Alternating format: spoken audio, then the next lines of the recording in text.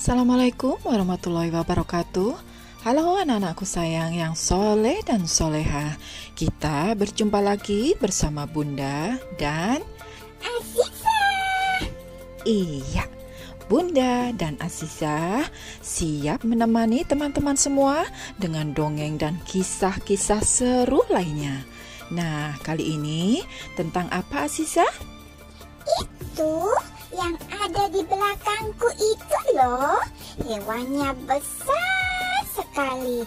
Telinganya lebar dan hidungnya panjang. Suaranya au gitu. Iya, kali ini kita akan mendongeng seputar gajah. Semua yang berkaitan dengan gajah. Apa aja itu, Bunda? Ayo coba Aziza, sambil mendongeng kita tebak-tebakan supaya teman-teman di rumah juga ikut menjawab. Oke? Oke. Pertanyaan pertama, apa bahasa Inggris dari kata gajah? Elephant. Kalau bahasa Arabnya gajah? Filun. Pinter, Masya Allah. Adik-adik di rumah juga bisa menebakkan bahasa Arab dari gajah adalah filun. Nah, ayo coba hitung berapa jumlah kaki gajah. 1, 2. Kalau itu mah gampang. Ayo dalam bahasa Inggris dong. Oke.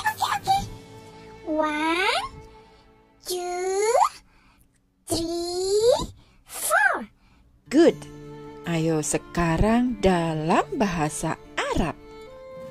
Wahidun, isnani, salasatun, arba'atun.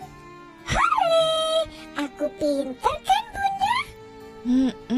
Pinter, Masya Allah. Ayo, bagaimana dengan adik-adik di rumah? Yuk kita ulangi ya. 1, itu wahidun. 2, itu isnani. 3, salasatun. Dan 4, arba'atun. Nah, sudah hafal ya? Yuk sekarang Bunda mau mendongeng tentang gajah. Siap mendengarkan? Siap. Ayo teman-teman, kita dengarkan Bunda mendongeng tentang gajah. Oke? Nah, sekarang Aziza dan juga anak-anakku sayang di rumah, simak baik-baik ya dongeng Bunda. Bunda akan mendongeng semua yang terkait tentang gajah. Yang pertama adalah tentang sejarah gajah. Gajah adalah mamalia besar dari famili Elephantidae dan ordo Prophosidae. Secara tradisional, terdapat 2 spesies gajah yang diakui, yaitu gajah Afrika yang memiliki nama latin Loxodonta africana dan gajah Asia yang memiliki nama latin Elephas maximus.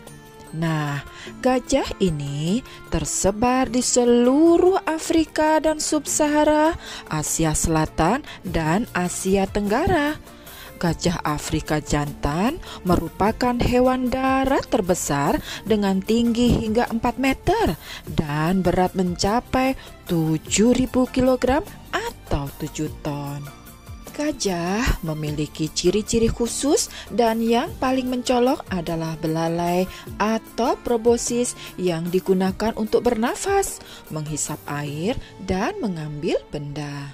Sedangkan gigi serinya tumbuh menjadi taring yang dapat digunakan sebagai senjata dan alat untuk memindahkan benda atau menggali. Taring gajah yang panjang itu kita kenal sebagai gading. Nah, Aziza tahu bagaimana bentuk telinga gajah? Tahu dong, telinga gajah itu lebar sekali. Iya kan, Bunda? Iya, telinga gajah lebar sekali. Aziza tahu kenapa telinga gajah lebar? Enggak, Memangnya kenapa Bunda telinga gajah kok lebar? Allah ciptakan telinga gajah yang lebar selain sebagai alat pendengar, ternyata juga memiliki fungsi lain, yaitu untuk mengatur suhu tubuh mereka. Ayo, coba sebutkan apa makanan gajah? Burger. Nope. Spaghetti. Nope. Nasi.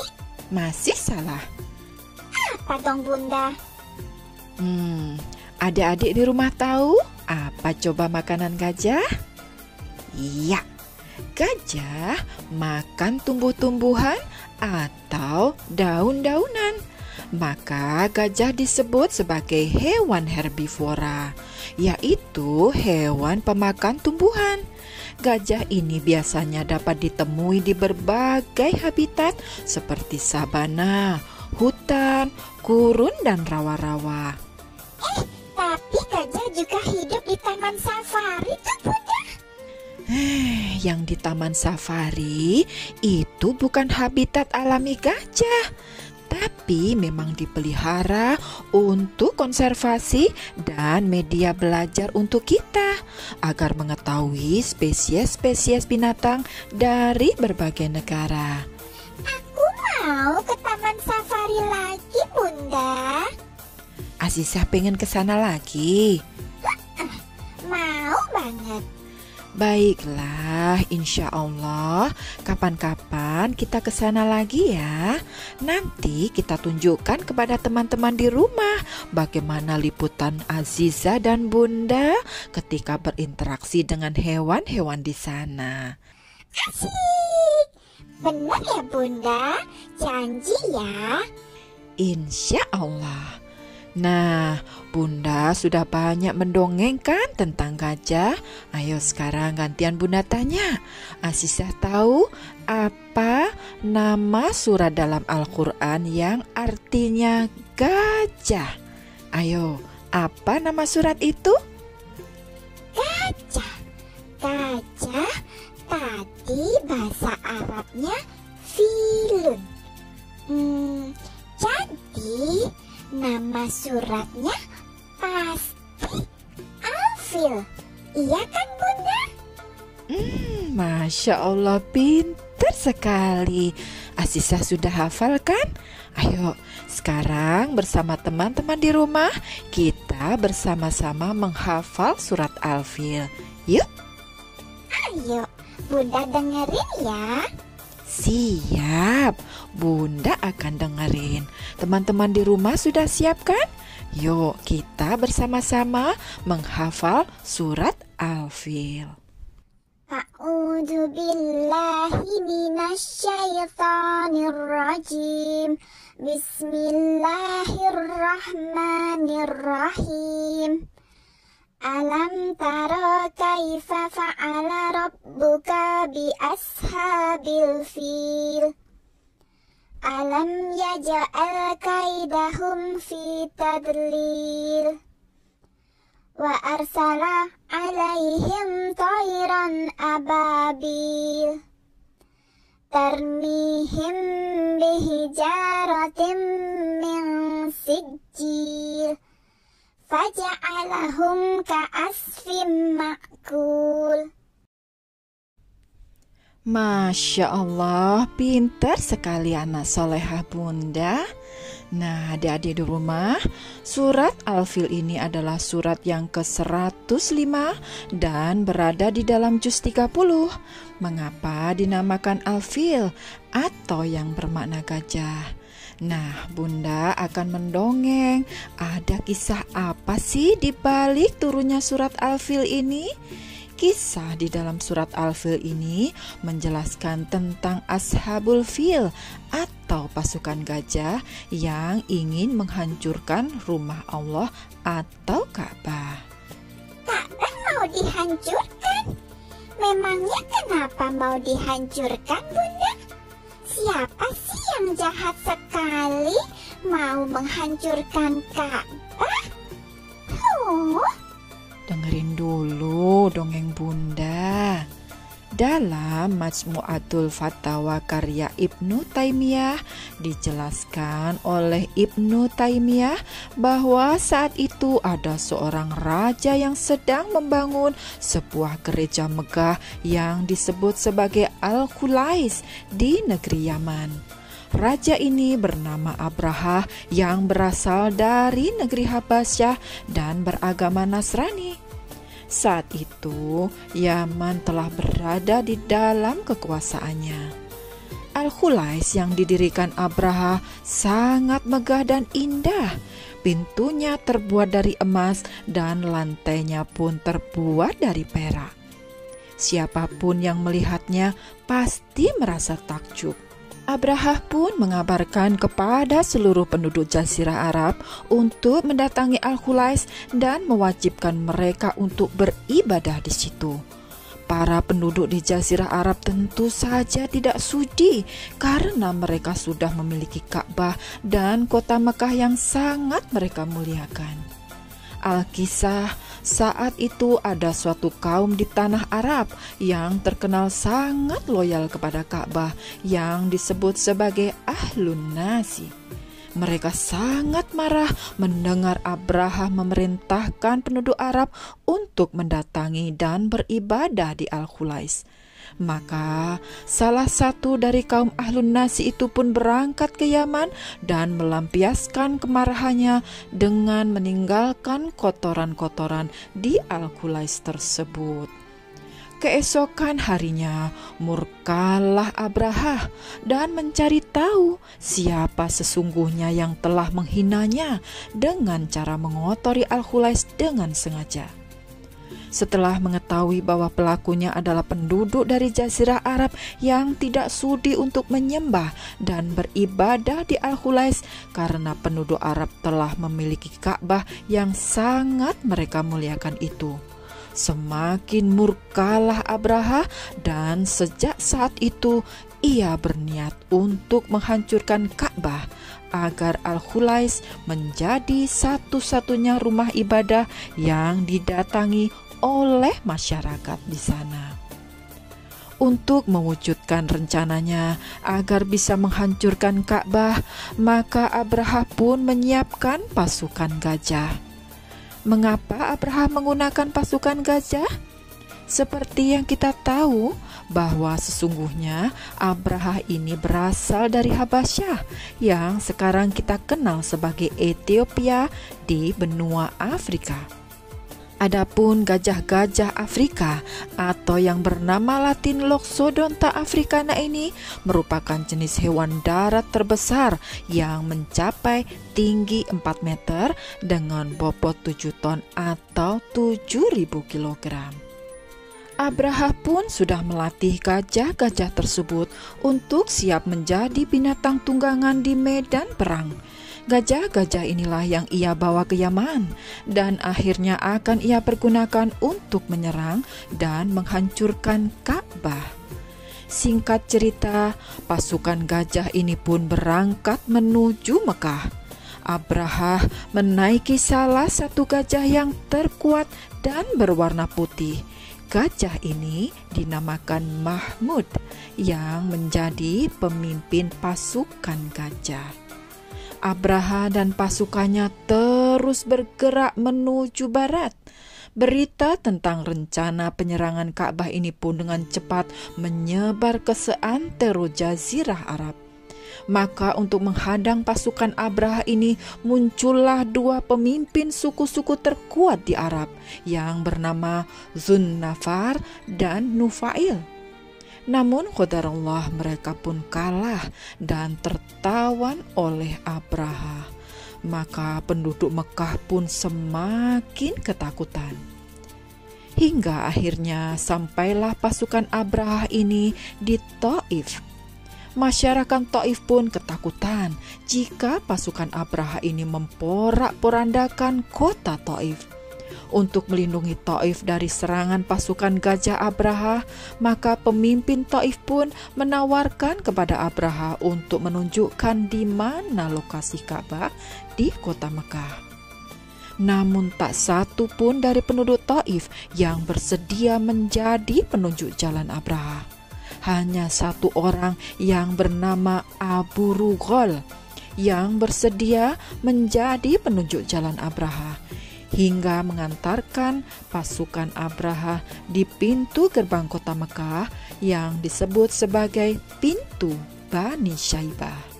Qadarullah, tak lama kemudian Abu Rughal sang pengkhianat itu pun meninggal dan dikuburkan di situ.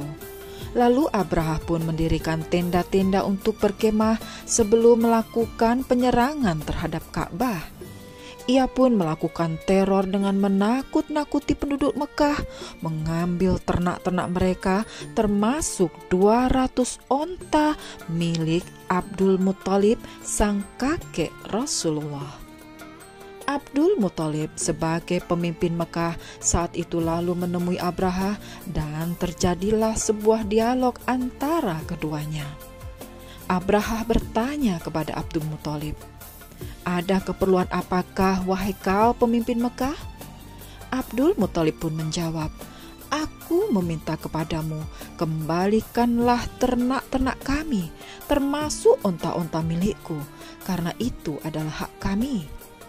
Maka mendengar perkataan Abdul Muthalib, Abraha pun mentertawakannya. Abraha berkata, "Oh, itu rupanya maksud kedatanganmu kemari, wahai pemimpin Mekah. Aku kira kau menemuiku untuk memintaku agar membatalkan penyerangan Ka'bah. Ternyata kau datang kemari hanya untuk meminta unta-untamu.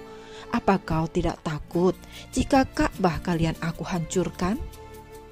Lalu dengan tenang Abdul Muthalib pun menjawab, "Aku meminta unta-unta itu karena akulah sang pemilik unta-unta yang kau tawan. Sedangkan Ka'bah yang akan kau serang, ini sudah ada pemiliknya sendiri. Pemilik Ka'bah adalah Allah, maka aku yakin jika Allah lah yang akan menjaganya." Lalu dengan sombong Abraha menjawab, "Baiklah, saya tidak ingin menyerang kalian karena kalian terlalu kecil untuk saya lawan. Keluarlah kalian dari Mekah dan saya akan hancurkan Ka'bah." Lalu dikembalikanlah semua binatang ternak masyarakat Mekah serta 200 unta Abdul Muthalib. Dalam waktu 3 hari, Abdul Muthalib serta masyarakat Mekah mengosongkan kota Mekah lalu mengungsi ke gunung-gunung di sekitar kota Mekah. Setelah kota Mekah dikosongkan, maka Abraha pun bersiap untuk melakukan penyerangan. Abraha dan pasukannya bergerak untuk mendekati Ka'bah hingga tibalah di sebuah wilayah yang kemudian dikenal sebagai Lembah Muhasir atau Wadi Muhasir. Disitulah Zunnafar, salah satu pimpinan suku Arab yang ditawan Abraha, lepas dari tali kekangan dan berlari mendekati Mahmud, sang pimpinan gajah yang memiliki tubuh paling besar dan kuat. Zunnafar berteriak di telinga sang gajah tersebut, "Wahai Mahmud, ubruk!" Ubruk adalah bahasa Arab yang berarti duduklah. Zunnafar terus berteriak, "Ubruk, ubruk, ini rumah Allah yang mulia." Begitulah berulang-ulang Zunnafar berteriak memerintah sang pimpinan gajah, hingga akhirnya Mahmud sang pimpinan gajah itu pun duduk dan tidak mau melanjutkan perjalanan menuju Ka'bah. Karena melihat Mahmud duduk, maka gajah-gajah lain pun turut duduk karena Mahmud adalah pimpinan mereka. Melihat semua itu, Abraha pun murka. Setiap kali Mahmud didorong, dipukul, bahkan ditusuk, Mahmud tetap tidak mau bergeming. Namun jika diarahkan untuk ke arah Yaman, gajah itu pun baru mau bergerak. Abraha tetap berusaha memaksa gajah-gajah mereka untuk bergerak menuju Ka'bah. Namun gajah-gajah itu pun tetap terdiam, tidak mau bergeming meski berdarah-darah karena ditusuk. Maka Saat itulah tiba-tiba langit sangat gelap dan muncul ribuan burung di atas langit. Itulah yang disebut sebagai Toiron Ababil. Burung-burung yang membawa batu-batu yang berasal dari lumpur atau tin yang dibentuk menjadi batu seperti yang dijabarkan dalam tafsir Ibnu Abbas. Ada juga yang menafsirkan bahwa batu tersebut adalah batu yang dibakar atau matbuk. Batu-batu panas itu digunakan untuk melempar pasukan gajah. Itulah bentuk pertolongan Allah untuk melindungi Ka'bah. Dengan hujan batu-batu panas yang diturunkan kepada pasukan gajah itu, maka mereka pun hancur seperti daun-daun yang hancur diinjak-injak oleh hewan. Gagallah upaya Abraha untuk menghancurkan Ka'bah. Kisah ini mengingatkan orang Quraisy akan pertolongan Allah yang telah menghancurkan pasukan gajah dan juga menunjukkan bagaimana Allah telah mengatur makhluk dan membinasakan musuh-musuh Allah.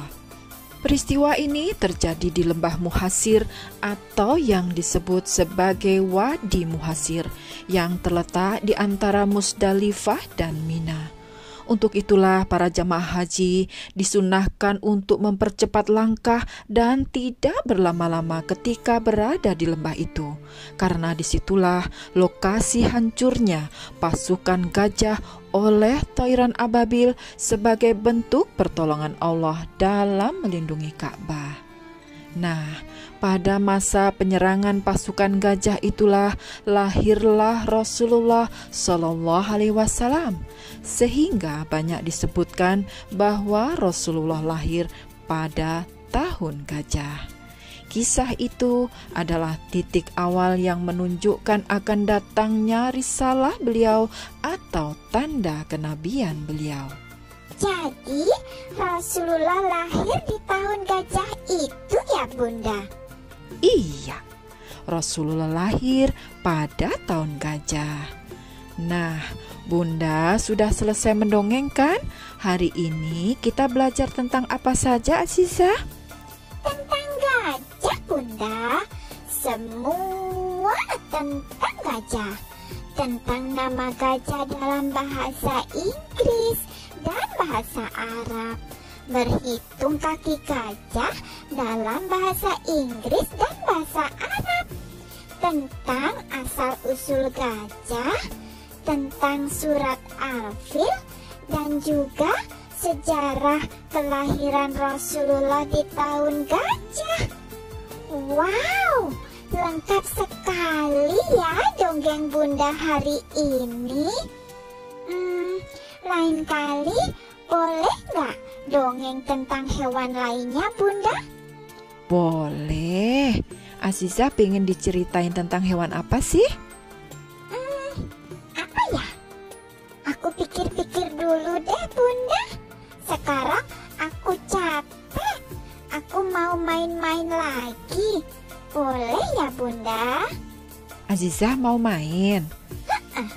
Oke, boleh. Tapi pamit dulu ya sama teman-teman di rumah. Oke, baiklah. Teman-teman di rumah, cukup sekian ya dongeng dari Bunda. Bunda dan Azizah mau pamit dulu. Terima kasih selama ini sudah mendukung kami. Jangan lupa terus dukung kami ya. Subscribe, like, and share. Jangan lupa kalau komen yang santun ya. Assalamualaikum warahmatullahi wabarakatuh.